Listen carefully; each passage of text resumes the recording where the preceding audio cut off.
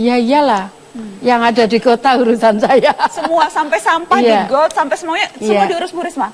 Iyalah, lah kalau hujan, kalau bikin banjir kan dampaknya juga ke saya. Ibu, selain HT, ada juga teknologi. Baru-baru ini saya tahu Surabaya mendapatkan penghargaan dan akan juga mendapat penghargaan karena menggunakan teknologi untuk memastikan pelayanan prima ke masyarakat. Persisnya gadgetnya seperti apa? Kalau boleh saya ditunjukkan, Bu.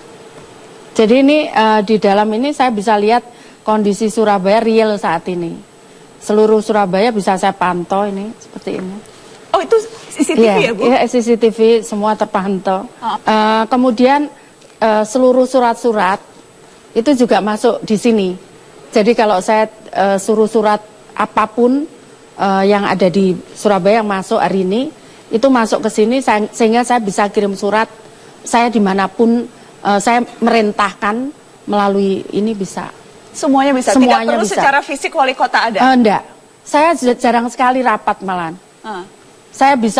Kita bisa ngomong dengan line, kita bisa ngomong dengan canggih dengan line, Bu. Iya.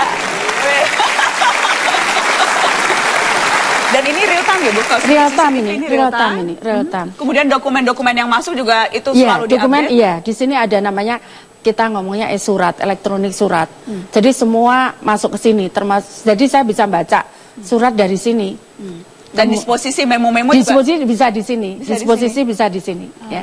Jadi tidak ada masalah di mata Najwa pun Ibu bisa sambil kerja juga bisa, Ibu. Jadi saya tidak terlalu merasa bersalah ini memegang wali kota. Saya pernah bicara di depan gini, di Jakarta ada kebakaran. Nah, kemudian saya bisa lihat gedung itu gitu karena yang terbakar. Kan sekarang saya meniti, kamu berapa menit selesaikan kebakaran itu kan berapa menit dia nyampe, karena itu nanti akan mempengaruhi policy saya gitu. Misalkan, oh ternyata lama, kenapa lama? Ada misalkan jaraknya terlalu jauh, berarti saya harus bangun lagi pos di situ gitu supaya nggak terlalu jauh. Kemudian berapa lama dia madamkan? Jadi ada dua, berapa lama dia mencapai, kemudian berapa lama dia madamkan. Nah, saya bisa pantau ini. Saya ngomong 7 menit Bu Chandra ya. Saya ngomong Bu Chandra ini kepala dinas PMK. Okay. Madam kebakarannya perempuan ya.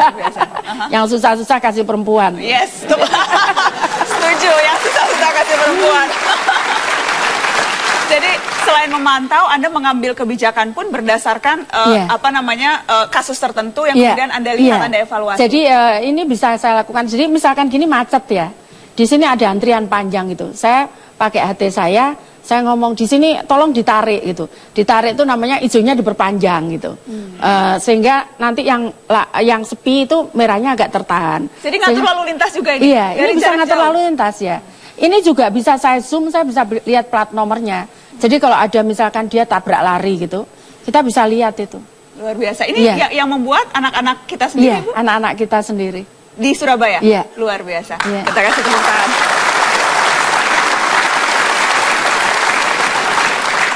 Bu Risma, tapi yang kerap orang ingat juga dari sosok wali kota Surabaya ini teman-teman adalah ketika Ibu terkadang suka galak gitu, Bu. Iya.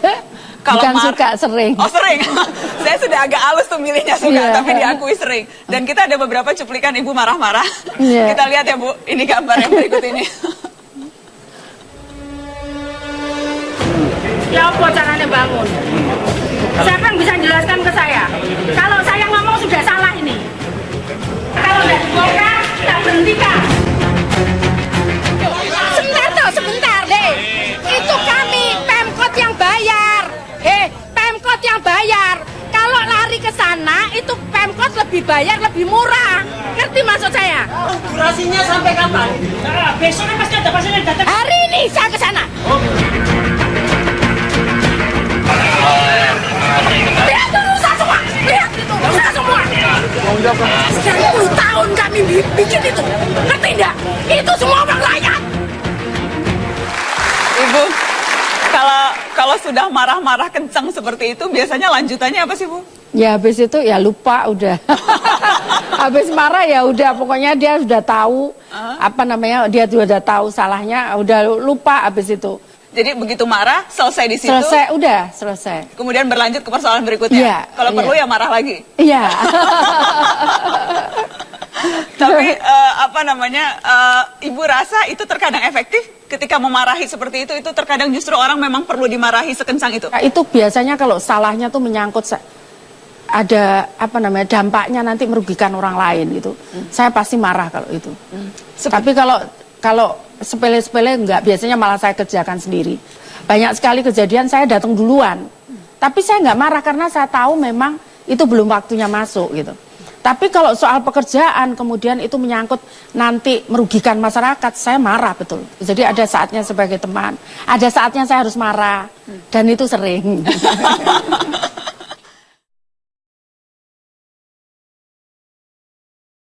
Saya ingat Ibu, terakhir kali saya wawancara Bu Risma di Mata Najwa juga, ada hal-hal yang memang membuat Ibu begitu tersentuh. Kalau bicara soal anak-anak, kalau bicara soal orang miskin yang kemudian tidak mendapat perhatian, itu selalu menyentuh hati Bu Risma.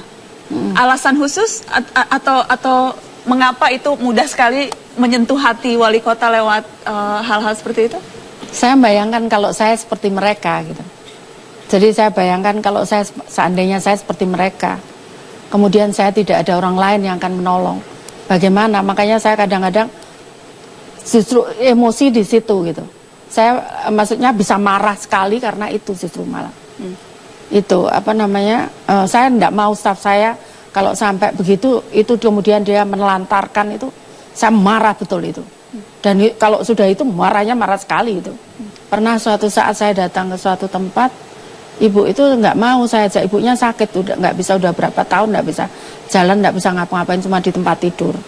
Nah dia punya anak kecil, anak usia 8 tahun, kelas 3 SD. Nah dia yang masakkan, yang mandiin ibunya gitu. Terus saya ngomong, Bu, gimana ibu harus diopname. Terus puskesmas datang, saya datang terus ada yang ngabari, puskesmas datang, kepala, Bu, ibu ke rumah sakit ini harus opname, Bu. Ibu itu enggak mau. Sudah Bu, ibu enggak usah mikir bayar. Gimana, saya mikir anak saya tinggal di sini sendirian. Saya rundingan sama dinas kesehatan, kepala dinas. Enggak apa-apa Bu, diopname dua-duanya aja. Anaknya juga diopname? Iya, anaknya. Terus gimana nanti sekolahnya? Kita antar. Jadi anak itu setiap hari diantar ke sekolah pakai ambulan. Untuk memastikan ibunya mau dirawat. Iya, supaya ibunya mau dirawat. Iya, anaknya ikut di rumah sakit gitu. Diantar ambulans setiap hari? Iya, sampai sembuh, Bu? Iya, sampai sembuh terus bisa pulang, sudah bisa duduk, kita kasih kursi roda, itu kan. Terus ada yang gini, kita nemukan udah tua sekali, mungkin anaknya 2, ibu ini usianya 90 berapa gitu. Putranya 2, usianya 70 berapa, satunya 50 berapa gitu. Ternyata satu gila, satunya ya gitu, agak itu. Ibu ini nggak dirawat sehingga sini kotoran semua sampai luka semua. Mbak luka semua. Saya udah nggak tega gitu loh lihat. Terus habis itu sudah bawa ke rumah sakit, apapun yang terjadi bawa rumah sakit. Si putranya bawa ke rumah sakit jiwa sampai anak-anak rumah sakit itu, teman-teman rumah sakit itu ngomong ibunya ibu gitu. Ibunya Bu Risma? Iya, ngomongnya ibunya ibu gitu, ibunya saya gitu. Bukan disangkanya, tapi memang dia membahasakan itu karena saya tiap hari telepon rumah sakit gimana kondisinya. Hari yang ke-9, saya pas posisi di Jakarta, khusus ngabar itu anak rumah sakit meninggal. Hari yang ke-9. Tapi sebelumnya itu kebetulan kepala dinas kesehatan itu ikut saya. Lari dia dari rumah, ikut saya di Jakarta dari toilet dia. Lari, bu kenapa? Ibunya ibu ngeliatin saya gitu, senyum katanya. Terus nggak taunya dikabari sebentar kemudian meninggal ibu. Meninggal. Iya. Tapi yang jelas ibu lega karena saya senang karena pemerintah sudah pernah merawat gitu. Pemerintah sudah pernah Iya, merawat sampai akhirnya menemui ajal. Iya. Luar biasa, kita kasih tepuk tangan.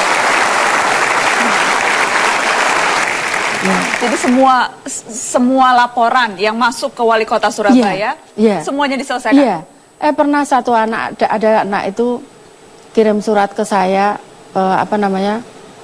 dia tuh kena kanker gitu, terus minta laptop gitu. Terus habis itu saya nggak sempat kan, saya titipkan, saya suruh nganter. Anak itu nggak mau terima, minta diantar sama Bu Risma sendiri gitu. Terus saya ke rumah sakit sore itu bawa laptop. Perawatnya enggak tahu, saya nggak boleh masuk. Saya ngomong, terus habis itu ada yang tahu. Itu wali kota katanya gitu. Terus, oh iya Bu Wali silakan masuk. Terus saya masuk, saya kasihkan, ini sayang saya, Ibu sudah nggak punya hutang sama kamu ya. Kemarin mohon maaf, Ibu nggak sempet, jadi Ibu suruh, tapi kamu nggak terima. Sekarang udah, 1 bulan anaknya meninggal. Kita simak beberapa pendapat warga Surabaya soal Tri Risma hari ini. Dulu saya itu orang yang ngamen, turun bis, naik bis. Terus saya kenal sama Bu Risma, saya dibantu, dimasukkan kerja di KPS untuk kebutuhan keluarga. Bu Risma itu orangnya memang baik sekali. Semua rakyat loh salut sama Bu Risma. Diperhatikan, iya betul. Memang iya didatangi dokter dari Jagir, diperhatikan semua. Sebelumnya kan tidak ada ya. Tidak ada wali kota yang seperti Bu Risma itu. Saya bangga sekali dengan adanya Bu Risma itu. Saya setiap hari itulah ada laporan dari kalau nggak camat, lurah. Karena saya sampaikan begini, Mbak Najwa. Saya sudah sampaikan loh ya, camat, lurah, ke para kepala dinas. Tolong kalau ada anak tidak sekolah, orang tidak bisa makan, tidak punya pekerjaan, kalian harus sampaikan ke saya. Kalau saya tahu, nanti kalau saya mati, saya bilang gitu, saya di Padang Maksar, saya ditanyain oleh malaikat, Bu Risma, itu ada warga saya, wargamu, kamu tidak bisa masuk surga, karena wargamu ada yang ngeluh karena tidak, kamu tidak melayani. Saya ngomong sama malaikat, saya sudah sampaikan itu sama lurah, sama camat, sama kepala dinas. Jadi saya selalu ngomong gitu. Jadi sudah bukan lagi tanggung jawab Bu Risma. Iya, kan saya kalau nggak tahu. Iya, saya kalau nggak tahu kan saya nggak salah, kecuali kalau saya tahu saya harus tangani. Saya dengar juga Ibu hobi belusukan ke diskotik. Betul Bu. Jadi malam-malam tuh ngediskotik ternyata Bu Risma ini. Iya, cari anak-anak. Ke diskotik cari anak-anak? Iya, awalnya kan Satpol PP saya suruh masuk, nggak boleh masuk.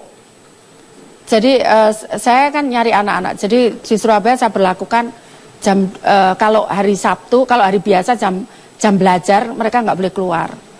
Tapi kalau Sabtu malam Minggu maksimal jam 12. Saya cari di atas jam 12 saya operasinya. Di atas jam 12 setengah 12 kita ngumpul terus berangkat. Nah awalnya Satpol PP saya suruh masuk ke diskotik itu nggak boleh masuk sama yang jaga itu. Akhirnya saya yang turun. Kenapa saya nggak boleh masuk?